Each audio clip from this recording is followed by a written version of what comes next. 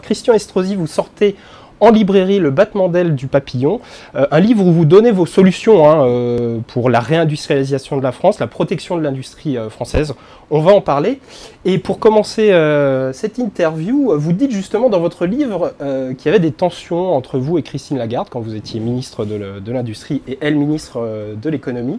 De même, vous taclez aussi Carlos Ghosn de Renault. Est-ce que c'est un livre pour régler des comptes ? D'abord, tension, c'est un mot belliqueux que vous utilisez. Je dis des désaccords. Et qu'entre le ministre de l'Économie et le ministre de l'Industrie, qui, au fond, n'ont pas le même parcours. Moi, j'ai un engagement politique, ce qui n'est pas le cas de Christine Lagarde, qui remonte à 25 ans en arrière, qui s'est toujours inscrit dans les pas du gaullisme.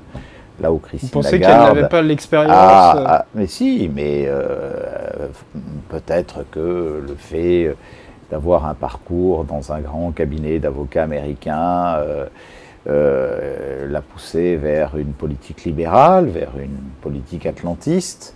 Et forcément, quand on défend l'industrie française et qu'on a un parcours d'essence gaullienne, avec la volonté de défendre un héritage qui est celui de Gaulle, de Pompidou, d'une grande puissance industrielle avec une certaine forme d'indépendance, il peut y avoir simplement, avec le respect et l'amitié que nous avions en commun, des désaccords sur un certain nombre de sujets, sur le fait que j'étais, par exemple, en désaccord avec elle, lorsque des actionnaires américains ont voulu partir avec des brevets français pour les délocaliser à l'étranger, dans les Pyrénées-Orientales, dans l'entreprise Molex, lorsque celle-ci n'était pas favorable à ce que je me batte contre vents et marées pour sauver les 450 emplois salariés de Liège, qui produit aujourd'hui d'ailleurs, après que je l'ai sauvé, une auto française électrique qui commence à faire ses preuves et à être